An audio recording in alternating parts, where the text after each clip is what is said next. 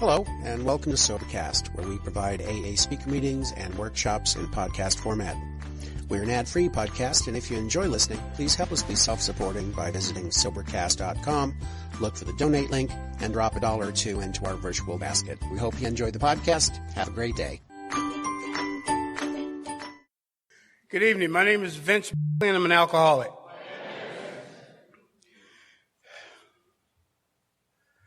One is one too many, and one more is never enough. The alcoholic model. In the words of my sponsor, I'm going to set this up. I'm glad to be here this evening, safe and sane and sober, because I didn't used to be, and I might be that way again someday. I'm glad to be here this evening. There's a few of you out there that I know, but before the meeting, I had the opportunity to walk around and meet some other people. And I got to tell you, I'm convinced that some of y'all should never drink alcohol again in your life.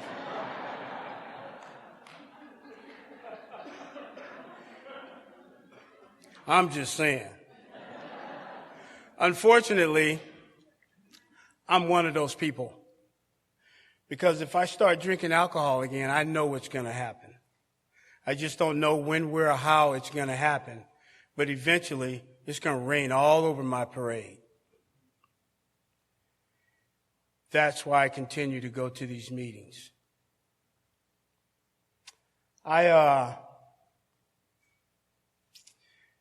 this is pretty interesting. This is the first group of people that I've spoken to in a while where I kind of know a lot of people in the room.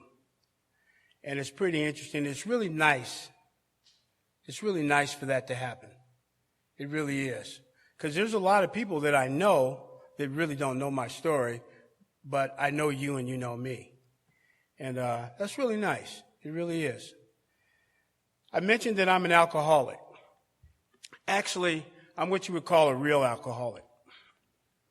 And the reason I say that is because our book says that if I am a real alcoholic, I will never, no matter how hard I try, be able to drink alcohol like a normal drinker. Our book also says that we must hang together or die separately. And unfortunately, there will be people in this room tonight who will die not sober. I could be one of those people. That's why I continue to go to these meetings. There's several reasons I go to meetings, actually. One of the reasons I go to meetings is so that I can listen to people tell me what happens to people who don't go to meetings. Another reason I go to meetings is because I want to be here when that new person walks through that door. Feeling alone, scared, afraid, confused, not knowing what the next step is going to be in life. I need to be here because people were here for me and they welcome me here. And that's one of the reasons that I'm still here today. Another reason I go to meetings is because my sponsor hasn't told me not to. And I don't believe he ever will. But I really do believe the real reason that I go to meetings is really simple. It works. Alcoholics Anonymous works. If you're new out there, please believe that. It does work. And if you're new, or if you've been around this program for a while and it's not working for you, might I make a suggestion to you? Just do more. It's that simple. Just do more than what you've been doing. I want to thank Mark for being my host. He's been a great host. He calls me up and touches bases with me, how many seats you need, and you got a parking spot out front. As some of you know, I am from Issaquah. So I live right down the street.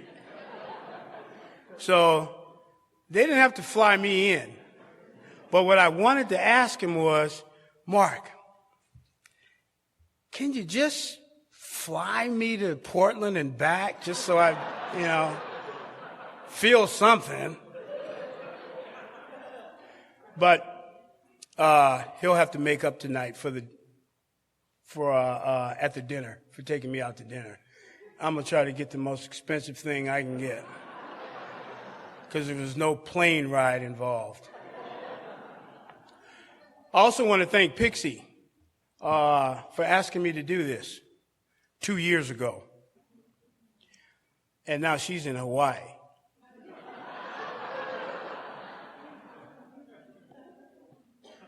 I got to tell you, there was a time in my life, the only thing people asked me to do was leave. And sometimes they were rather nice about it. Sometimes they'd get 2 or 3 guys and give me my own private escort out. That happened quite a bit. But that doesn't happen anymore. And I'm grateful for that. Something that simple. I'm grateful for that. Well, actually, something did happen a couple summers ago. I got kicked out of Chuck E. Cheese.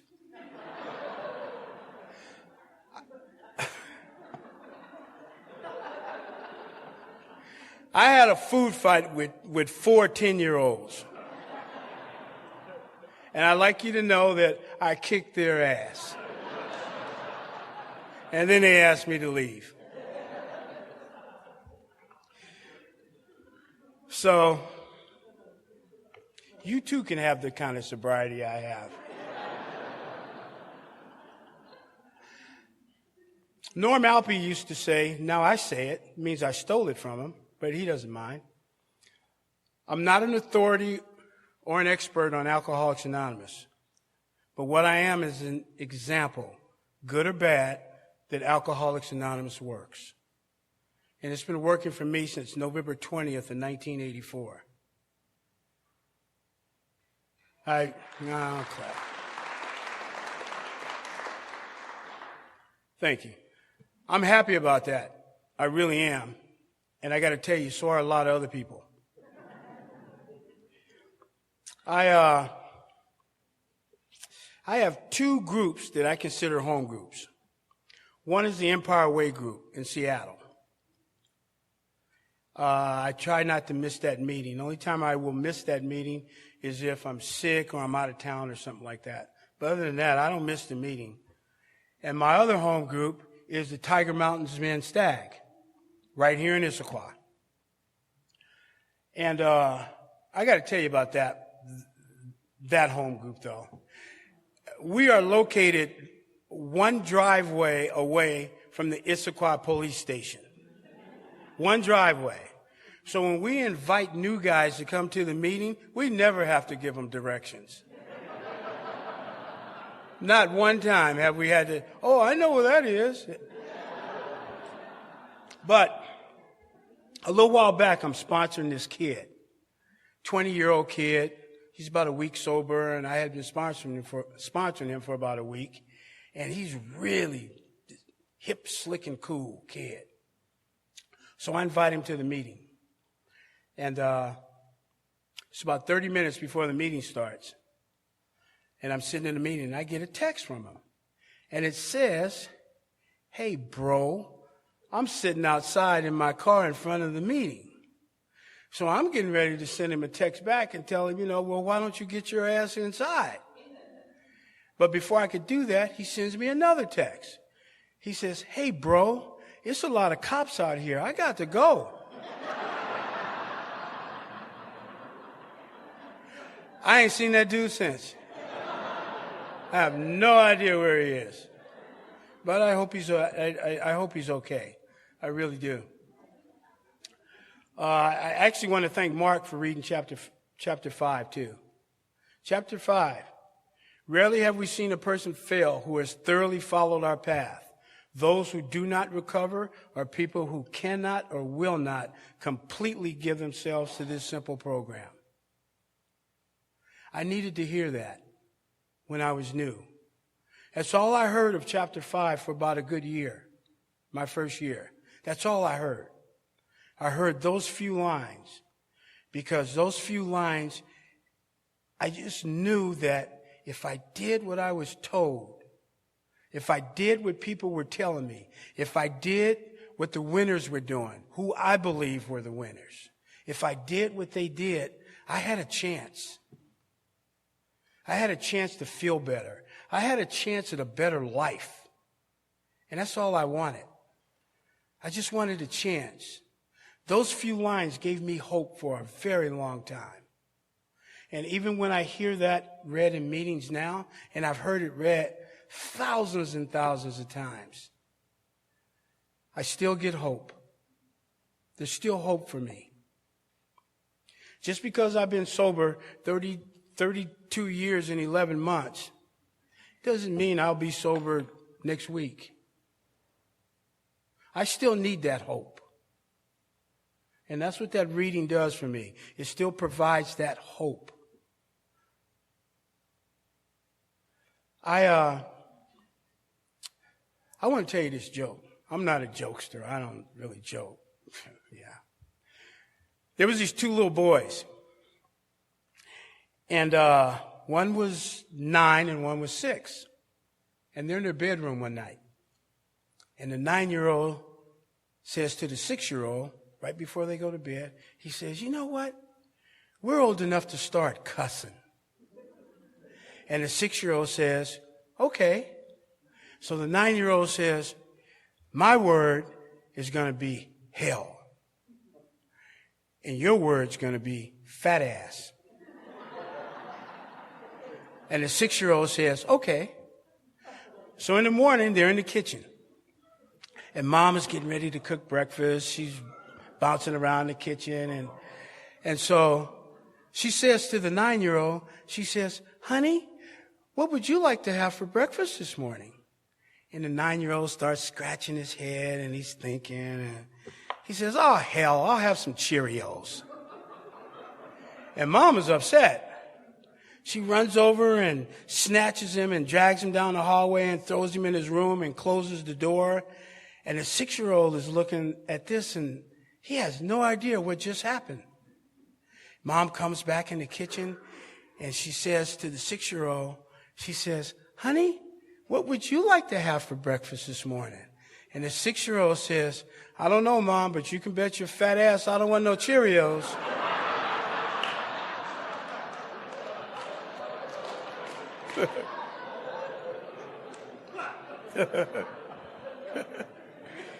I'm just saying. If you're new, welcome to Alcoholics Anonymous, the program of second chances. I hope that you're feeling a bit hopeless and a lot desperate, because that's how I felt when I got here. And because I felt that way, and the fact that I didn't have any place else to go, I followed directions. I didn't want to, but I followed directions. And I took some actions that I did not believe would work for me. But against my better judgment and my better thinking, it did. It worked. You see, this is your chance. I beg of you, please do not miss out on this opportunity, because it could be your last. If you come to find out that you are an alcoholic of my type, these are the options for you and I. The first one is jail or prison. The next one is somebody like you or I, we're going to live every day of our lives in pure insanity. And maybe wind up in a room that has no doorknobs. And the last option is death. if we're lucky. If we're lucky, we'll die. And I'll tell you what my sponsor told me about sobriety. He said, Vince, there's two really dangerous days in sobriety. The first day you get sober and every day after that. So if you're new, do not leave here tonight without a sponsor. Get a sponsor. It's important. Call your sponsor. That's important. When the sponsor says, call me, they send it for a reason. There's some basics to having a sponsor, and I'm not going to go over all of them, but it's to learn how to tell the truth. It's to be responsible. It's to learn how to communicate. It's to learn how to follow directions. There's a lot of basics why you need a sponsor. But here's the real reason that not only you need a sponsor, but me too. But especially for a new person. Because one day, the shit's going to hit the fan. And if you haven't talked to your sponsor in days, weeks, or months, it's going to be very hard for you to pick up the telephone. And you probably won't pick it up. And now you're risking your life. Just because you haven't made those phone calls.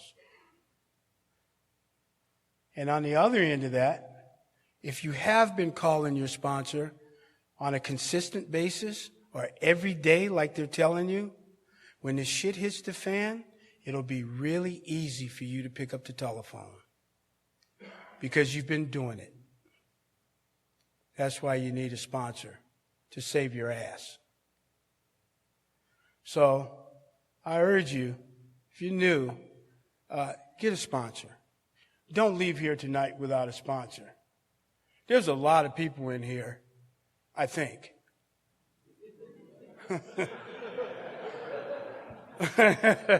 Some of y'all that know me got that joke. Oh, I hear Randy over there somewhere. Get a sponsor, because you're definitely at a turning point in your life. I want to tell you about my favorite turning point in the book. Those of you, the new people, the book is that big blue Alcoholics Anonymous book. That's the book that we refer to. It goes something like this. He wanted so very much for someone to talk to, but whom? At one end of the lobby, in a glass case, was a telephone directory of churches. At the other end of the lobby was an attractive bar where he could hear the laughter and the gaiety going on inside. Fear gripped him. He was on thin ice. With a shiver, he turned and he walked toward the telephone directories. He would phone a clergyman. His sanity returned, and he thanked God. That was Bill Wilson in 1935, 6 months sober, standing in a hotel lobby after being on a failed business trip. He had no meetings to go to. He had no book to read. He had no steps to work. He had no sponsor to call. He had no AA friends. I'm glad he made that call. You and I are here tonight because he made that call. And I'm grateful for that. 6 years ago, I had a turning point in my life. Probably the biggest one of my sobriety. I was 26 and a half years sober. I was a Major League Baseball scout for the St. Louis Cardinals. So I needed my eyesight to do my job. Long story short, I had to have some surgery on my eyes. And the surgery did not go exactly my way. And I basically became blind. What I see are images of people. I can't make you out. I don't know who you are. I can't tell if you're a man or woman sitting in the front row. I just know you're a person.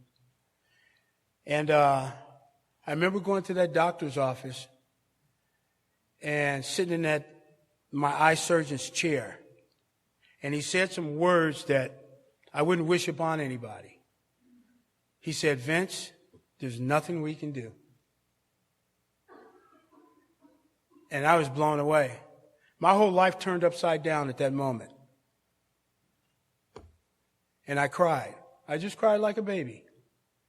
Because I had never experienced anything like that. I never thought anything like that would ever happen to me. But I got to tell you something. Even in that moment of distress, I never asked myself one time, why me? It didn't matter. Why me? Because it was happening. I learned that here. One of my first thoughts was, I need some answers. I need to know how to deal with this. I need to know how to live like this. I need to know how to go on. I need to know how to feel. I needed to go to meetings. I knew my answers were here. Sure, the doctors had answers, but they had all the same answers. Their answers were, we can't help you. And pretty much you're on your own. But I got my answers here because there were people here that had experienced that. There were people here who had gone through stuff like that. There were people here that knew how that felt. So I will forever be grateful for Alcoholics Anonymous. You guys save my life all the time. All the time you save my life.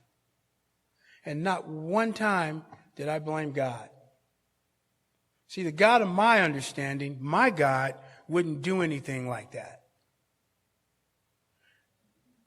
I came to terms with, I have to live life on life's terms. That's what I came to terms with. I got to live life. I got to go on. Luckily, I had a loving and caring wife. She takes good care of me. She looks out for me. So I'm grateful for that. And then the people in these rooms, man, you've done a fantastic job, and I appreciate it. So that's kind of my turning point story. That's probably the most serious thing that's ever happened to me in sobriety, losing my vision. But it's okay. I still do things. Still kind of do what I want to do. The only thing I can't do is drive a car, and I tried that the first month. I really did. And I drove it into a ditch. And I realized, okay, Vince, that wasn't a really good idea. Let's not do that one again. And I never have, because I realized I could kill somebody, not just myself. I could kill somebody else. I grew up in a really, really unusual area. You may have heard of it. South Central Los Angeles. I did not know anybody in my neighborhood that did not drink, use drugs, commit crimes, or have some sort of violent tendencies. Although, I don't want to make South Central sound that bad, there were people in my neighborhood that didn't do those things. There were good people in my neighborhood. I just didn't know them. I didn't make it my business to know them. I knew the other type people. And then there was my family. My family, everybody in my family should be in these rooms. Everybody. But only 2 of us made it.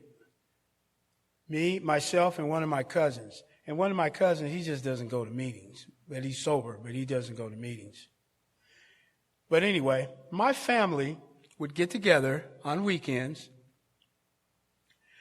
Not every weekend, but maybe once or twice a month, they'd get together, and the alcohol would be flowing.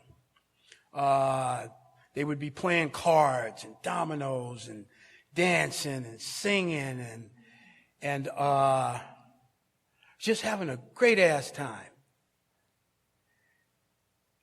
And the alcohol would just be flowing. Then about 2.5, 3 hours later, all hell would break loose. It would just get crazy. People would start yelling, screaming, throwing things, wanting to fight each other, getting belligerent, furniture breaking, throwing punches. And we wasn't even Irish.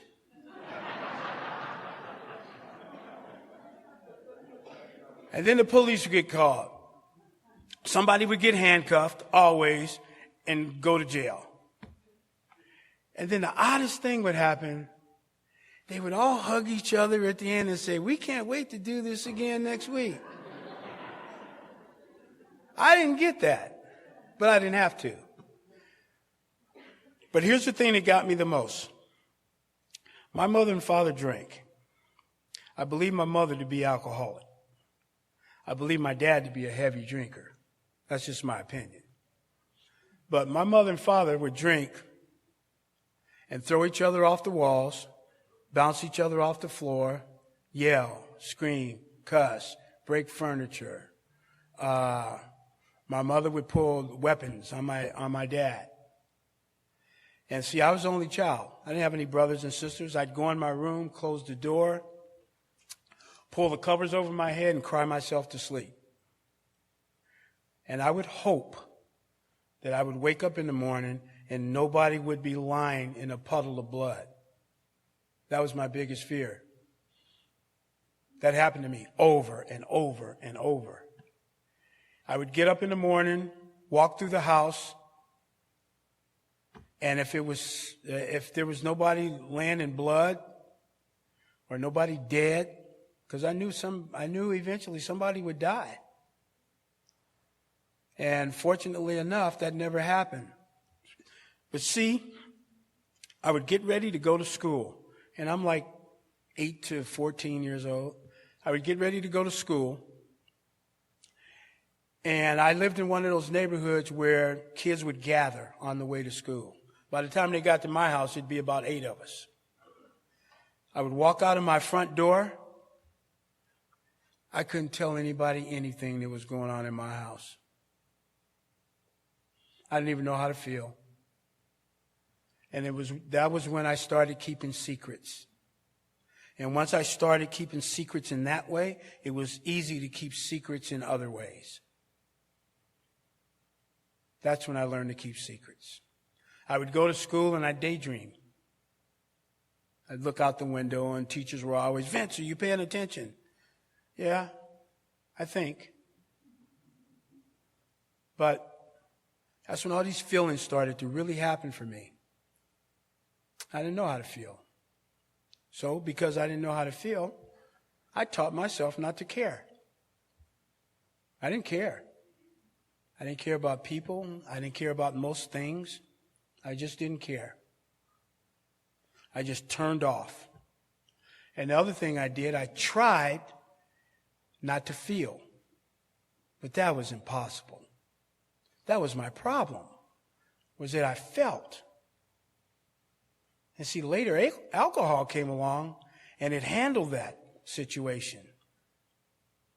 See, because I'm skipping ahead a little bit, but I never liked the taste of anything I ever drank. I liked what it did. I never liked the taste of anything. You see, I'm not a drinker. I'm a feeler. Because I felt certain ways, that's what I did. I drank. Drinking worked. It worked. So I found baseball. Baseball did it for me. Baseball did what alcohol would do for me later. See, when I was playing baseball kept me in one piece. Baseball made me feel whole. It made me feel part of something. It made me feel good about myself. It made me feel okay. I could go out on that field and I could play ball and I could just get invisible. I could disappear, but in a good way. Everything was fine when I was on the field playing ball. But the game would end, and I'd have to go back to this other life, which I didn't know how to handle. I did the best I could. I played all through high school, baseball all through high school, and I wound up getting a scholarship to go to Pepperdine University in Malibu, California. South Central kid going to Malibu, California. Yeah, you can imagine how that turned out. But anyway, at 16, one of my friends, I'm in his den, and over on the table in his room was some Dixie cups and a bottle of Boone's Farm Strawberry Hill. That was my first drink. Boone's Farm Strawberry Hill. Kool-Aid with a kick. And I got to tell you something. When I drank that alcohol that night, I felt free. Free. And I felt the happiest I had ever been in my life. I was just happy. I heard a lady describe what her first drink was like. And I felt the exact same thing. It was like I had been holding my breath my whole life, and I finally exhaled. That's what it was like. Alcohol was the best thing that ever happened to me. It made me feel better than anything I had ever done up to that point. And another thing it did for me, it changed the way that I saw things. Whether it was good or bad, it changed. And I was like, I could do things directly. I could think. My perception was totally changed. And it was okay. Whether it was right or wrong, it was okay. But the one thing that it did for me, it took away all my fears. I was no longer afraid. I wasn't afraid anymore. I could do what I wanted to do, be what I wanted to be, say what I wanted to say. I was free. And that's what it did for me. And see, I knew from the moment that I drank that night, this is going to be a problem. Because anything that makes me feel this good in this way, I got to do it again. I knew I had to do it again because of the way it made me feel. I had never felt that good in my life. So I continued. We drink on weekends at parties and stuff like that, in high school. And then I went to college, and my drinking took off in college. A lot of beer, which I don't even consider drinking, actually, beer. But it took off. We drank beer probably every night. After games, after practices, and things like that. I wound up getting suspended from college. I'd never been suspended from school in my life. And I wait till I get to college to get suspended. I got suspended for drinking alcohol and sneaking girls up into my dorm. And their solution for that was suspend me for a week, and then when I come back, kick me off campus. But when they kicked me off campus, they got me an apartment in Malibu on the beach. So I pushed the envelope. I'm like 2 miles from school, right? And I tell them, I say, hey, listen, I don't have a car. How am I going to get to school? So they got me a car.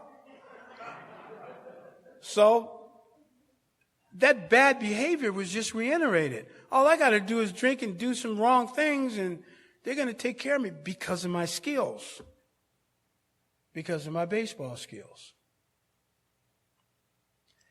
So college was college. It was just, I had fun in college. I really did. I got into a lot of stuff, though. I wound up signing a professional baseball contract out of college with the Minnesota Twins. A couple years later, I signed with the Milwaukee Brewers. About a year and a half after that, I signed with the Oakland Athletics. Nobody would keep me around a long time, although I had a lot of talent. I really did. I played with 3 teams. Usually when they release you from one team, you're kind of done. And what would happen is I'd be playing in games, and I played center field, and I'd be standing out there in center field, and I'd be thinking to myself, what am I going to do after the game? I don't even care about this game. It's better than working a job from 9 to 5, but I really don't care. I had lost all passion for playing baseball, but it was something that I could do, and it was something that I could get away with. I'd just be sitting out there, the first team, management would call me into the office, coaches, general managers, they'd call me into the office, and they'd always say, "What is wrong with you? We don't know who you are from night to night. One night you're great, and the next night who are you?" And they say, "What's wrong with you?" Which people have been asking me that my whole life. What's wrong with you? And when I give them this answer, they think I'm lying to them. There's nothing wrong with me. There's nothing wrong with me. See, this is the perception of who I am. I've been living this way my whole life. This is what I do. I'm comfortable with this. So therefore, there's nothing wrong with me. What's wrong with you?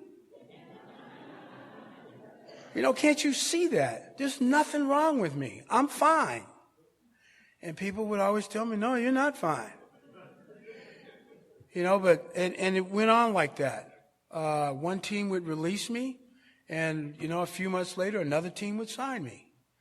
That team would release me, and a few months later, another team would sign me. They were always willing to take a chance on me.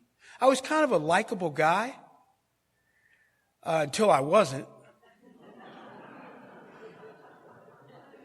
But like I said, I'd be standing out in center field, and I'd be thinking to myself, "Okay, I hope this game hurry up and it's over with, so I can go shower, run out of the locker room. I like to go to clubs.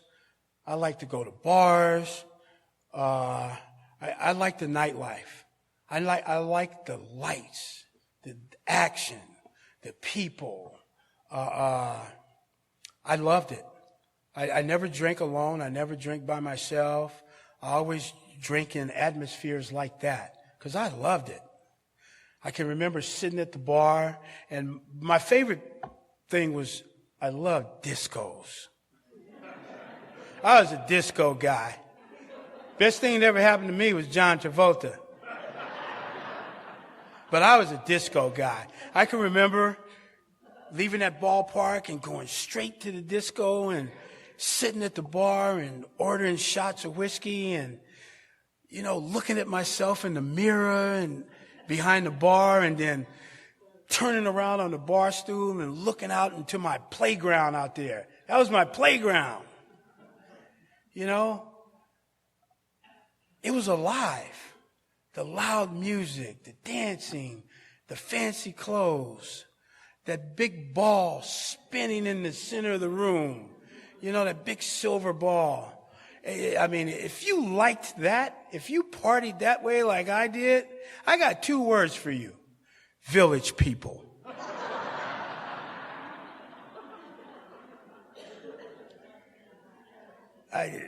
That's what I did. So, my baseball career ends, as you can probably tell. Yeah, my baseball career ends, and I'm starting to drink more. I'm drinking more and more and more, and I'm committing crimes. I'm robbing people. I'm just doing things that I should not be doing because of my drinking. And I'm just going downhill really quick. And so finally, I commit the major crime. I rob a golf course. Yeah, a golf course. And I rob this golf course, and I go on the run, and I'm living in 2 or 3 motels night after night. I got about $1,500 from it, and now I got a felony out for my felony warrant for my arrest, and I'm dodging the police by going to these motels. And just a year and a half ago, I was playing professional baseball. And so it's the last day. I'm out of money. I got to check out of this motel. So I pull out of this motel and I pull up to the sidewalk, and I'm in my truck. And I sit there thinking to myself, my God, what have you done? Your life is destroyed. You're looking at years in prison. I had never felt this way in my life. I was desperate. I didn't know how to feel. I was scared to live and afraid to die. I had no friendly direction to go in. It was awful. I didn't know what to do. And I got a 9mm in my glove compartment. And I'm hoping that the police don't pull me over. And I sit there, it's a November day, and it's misty outside. My windshield wipers are going back and forth. I remember that day like it was yesterday. And I felt so bad. And I remember hitting the steering wheel. And I said, God, please help me. Please help me. And I don't remember the rest of that day. The rest of that day was a blackout. And I wound up in front of my grandmother's house. And she called me into the house, and she told me, she says, boy, you need some help. And I says, I know. So I looked in the telephone book, and I found this treatment center, Centinela Hospital in Inglewood, California. And she took me to the bank. She took herself to the bank the next day, and she drew out $16,000 in cash. And my grandmother is a straight-laced, Southern Baptist, Texas woman, 5'1", full of fire, never smoked, did drugs, drank, never cussed. She was an upstanding citizen. She was my hero. She really was. So we get to this treatment center, and she lays out this cash. And so I'm coming out of the office, and so is she. She's going in one direction to the exit, and I'm going inside the treatment center. And I just happened to turn around and look at her, and she just happened to turn around and look at me. And this sweet little lady, she looks at me, and she says, Vincent, this shit better work.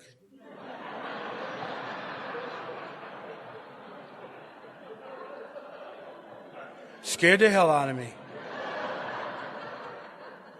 But here I am, 32 years and 11 months later.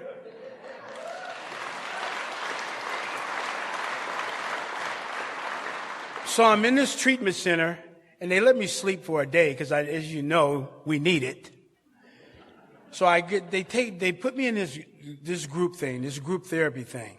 And so these people are going around the room. It's like 20 people, and they're sharing stuff. They're talking about stuff that I'm thinking, man, you should not be talking about that stuff. You got to let that go.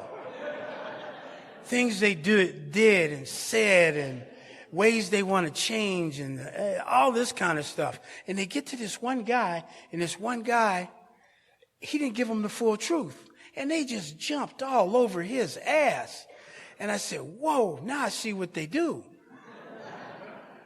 when you don't tell the truth. So I figured when they get to me, I'm just going to make up a whole bunch of stuff. Just make it really good. So they get to me, and I start to tell them, I said, you know, I was a really crappy husband. I used to cheat on my wife. I abandoned my kids. I don't have any family relationships. I've lost jobs. I've stole. I've robbed people. People don't want to be around me. People hate me. And I stopped and I thought for a second, this shit is true.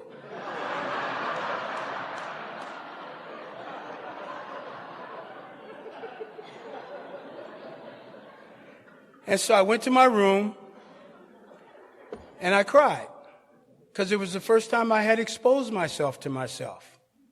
And I get out of that treatment center, and now I'm living with my grandmother. And she's taking total care of me. I got a room, I got a television, she's cooking for me, she's giving me money for gas in my truck, she's buying me clothes. She's taking care of me. Everything, all my wants and needs are right there. And so, she says, I was out 2 days. She says, Vincent, you got to go back to that place you robbed and make some amends. I said, wait a minute. You don't even know you have no idea what you just said there. And she says, no, you got to do it. Sorry. And I said, well, I owe him money. So we went back to the bank, got $1,500, and we go back to this golf course. And I'm thinking, I'm going to jail. So I get out of her car, and I call her Big Mama. I says, Big Mama, I says, I really have to do this? And she says, yeah. She says, you go in there and you take them that cash. I says, wonder if I go in there and I go to jail. She says, well, I'm going home.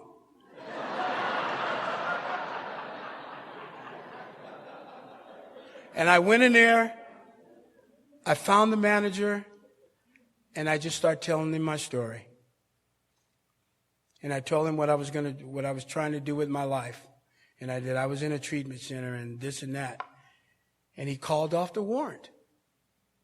And he told me, don't ever come back in that place of business or any other places of business that they own. Never. And I walked back out to the car, and that's the way it was. I was free. And so one of my good friends, he comes over to my grandmother's house and he says, Vince, he says, you ever heard of the Pacific Group? And I says, no, I never heard of the Pacific Group. He says, you ever heard of a guy named Clancy? I said, nope, never heard of a guy named Clancy.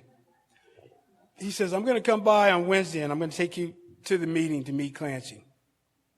So we get to the meeting, and literally, when I walk through the doors, there's 1,000 people in there. And this is a regular meeting, weekly meeting. There's 1,000 people, which didn't bother me.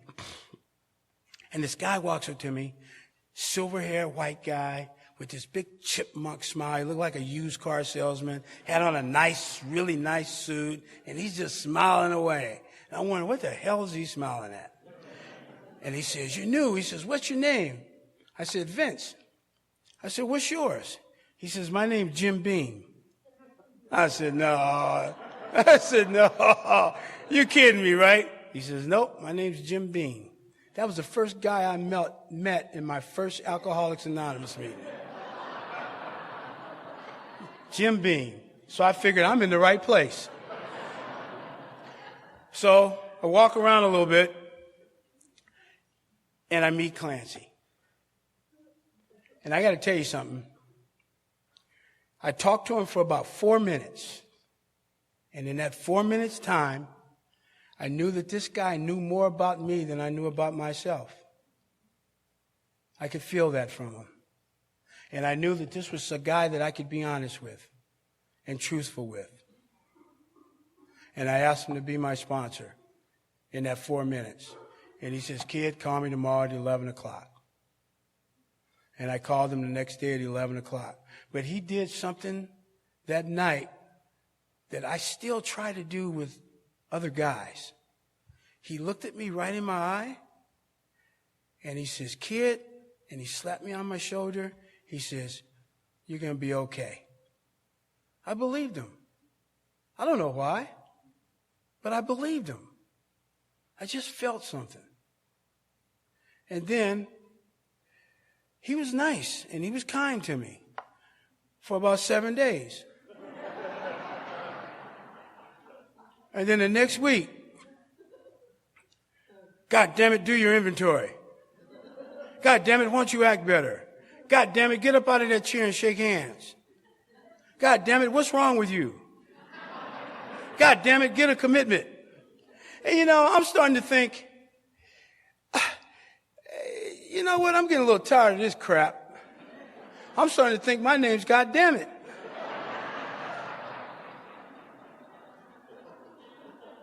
And then,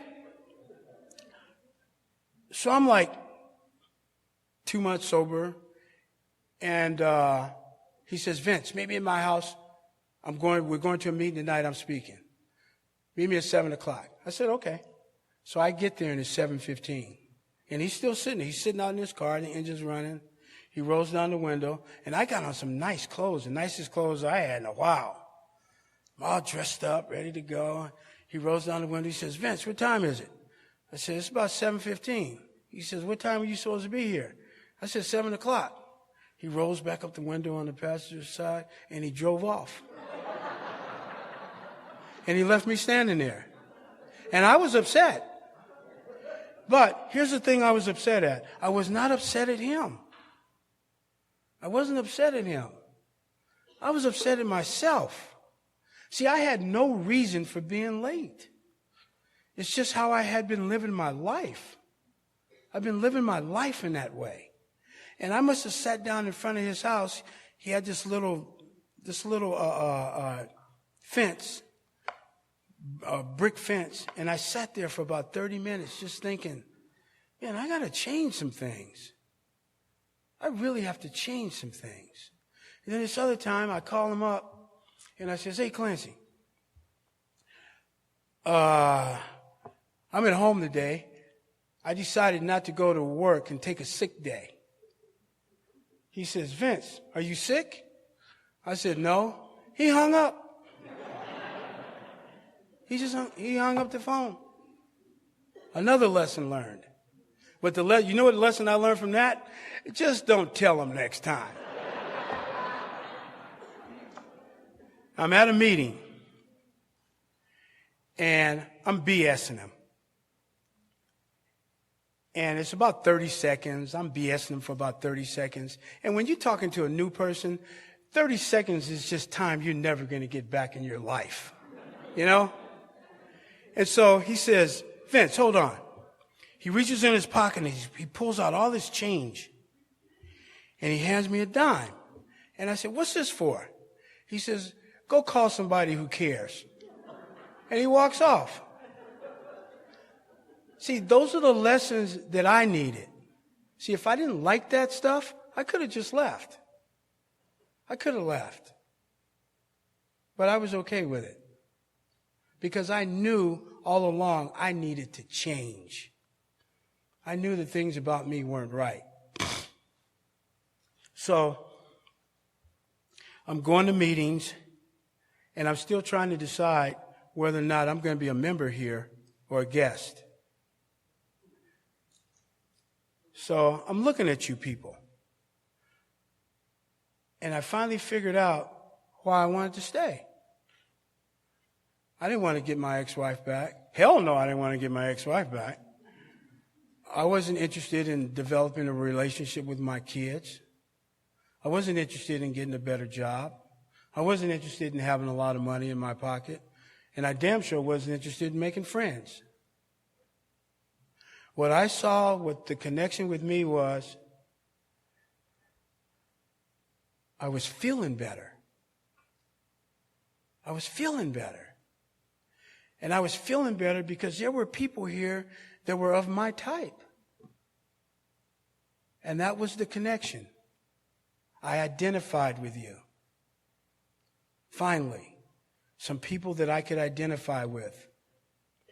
And I was feeling better because they were making me do things that I did not want to do. So that's why I stayed. I stayed because I felt better. And those other things that I mentioned, they happened eventually. They happened eventually. There was three speakers that I heard when I was new. One guy was named John V. He was a Mi'kmaq Indian from Massachusetts. He said something one night in one of his talks that I understood.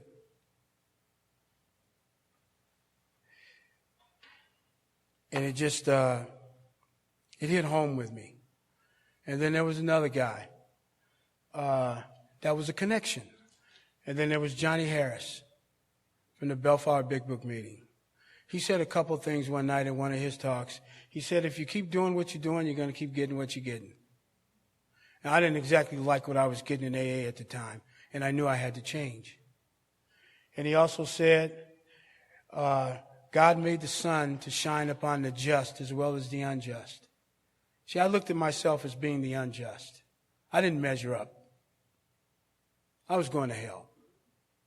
And I knew that. But when he said that night, I realized that God did care about me as much as he did anybody else. And it gave me some hope. And then one night I went to my sponsor was speaking again, and he talked about alcoholism. And he said, you know what? I can, if you think your problem is alcohol, I'll cure your problem in 5 seconds. Stop drinking.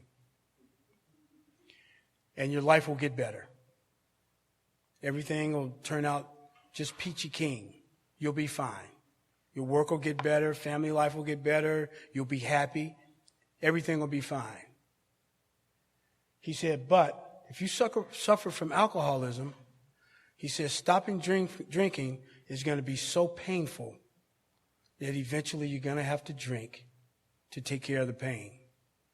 And when he said that, I knew that night I was an alcoholic. Because there were times when I stopped drinking, but I always had to drink again because of the pain. So that clarified it for me. And I knew what I was that night. So I'm going to meetings and I'm doing things. I got commitments.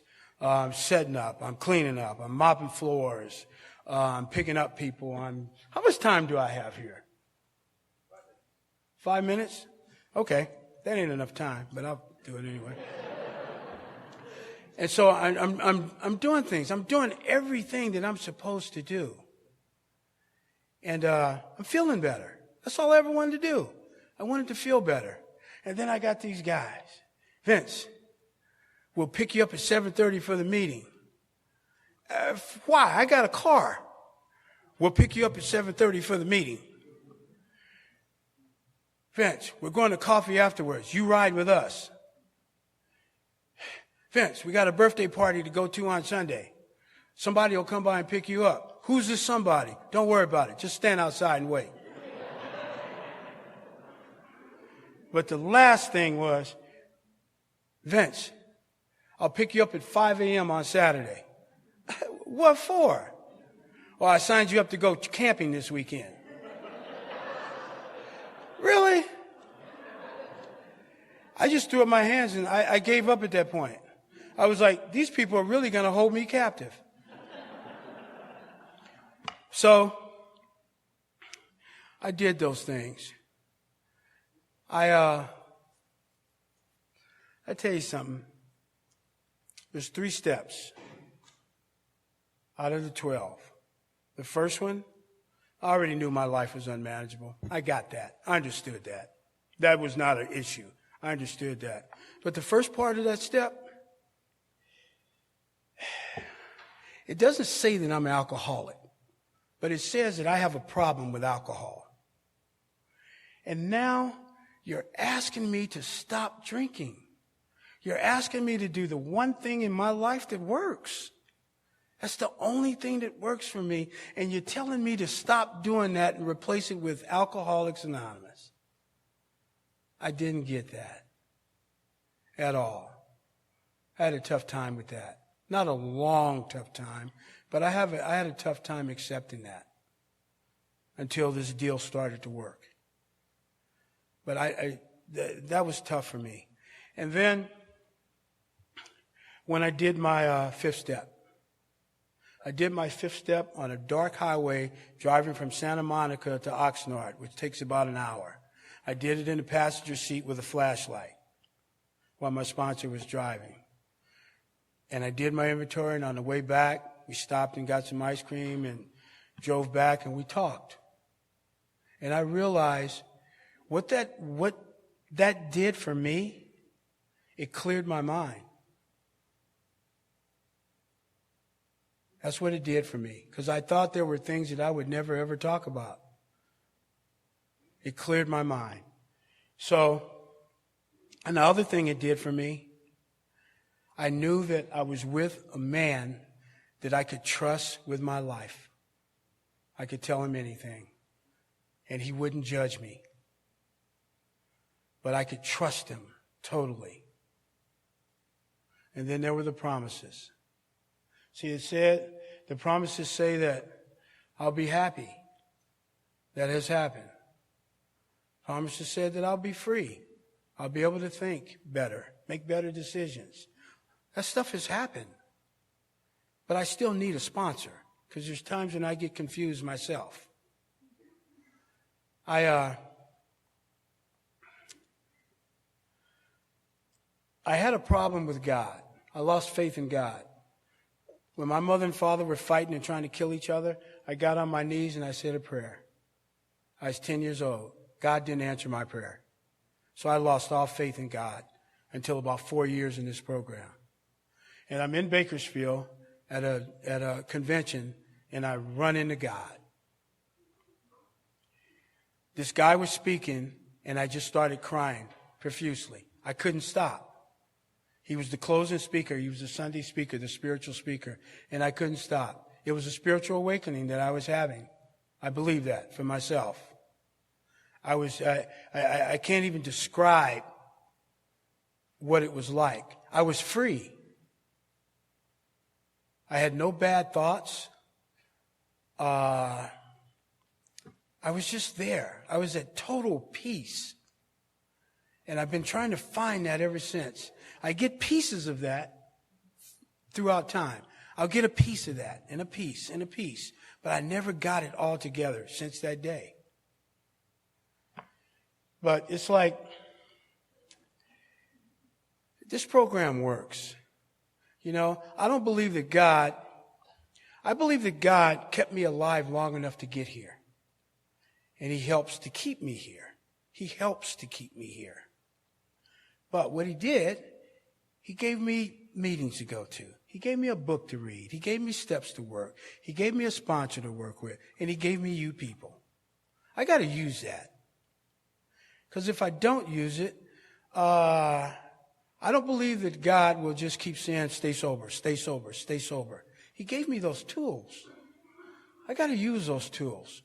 And I got to keep passing that on to other people. That's what I believe. You know, I saw this saying. It says, my dear child, I'm glad to help you with all your problems, and I'm working on them if you'll just stay out of the way. Signed, God. You know, I know that God will give me what I need when He thinks I need it and when He thinks I can handle it. Sometimes I think I have too much on my plate, but I don't. Because God seems to think that I can handle that stuff.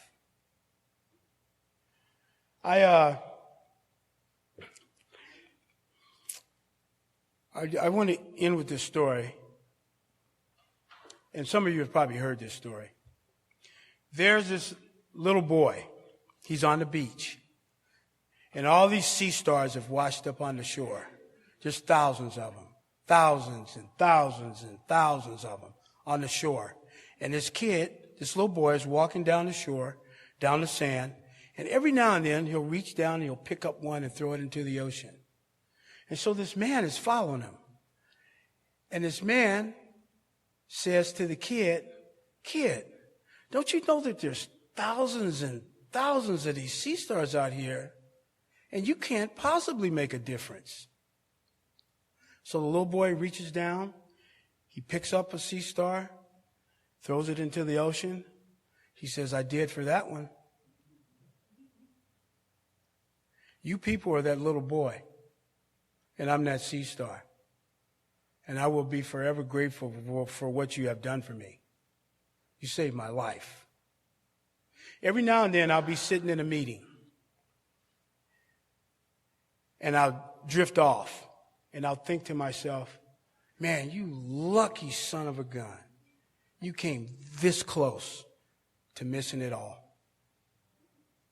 This close. And I really will end with this. I'm still in the page for my sponsor. As you all know, the holidays are coming up. If you're new, trust me, it's just another day. The day after Thanksgiving is just as important. The day after Christmas is just as important. The day after New Year's Eve is just as important. So I'd like to wish you a happy February 8th. a very merry June 10th and a most joyous November 12th. Thank you.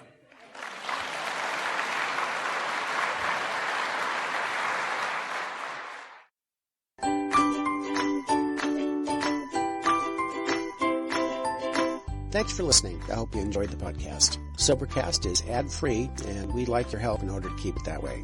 So if you'd like to help us be self-supporting by pledging $1 or $2 a month, visit Sobercast.com and look for the donate links. Thank you very much.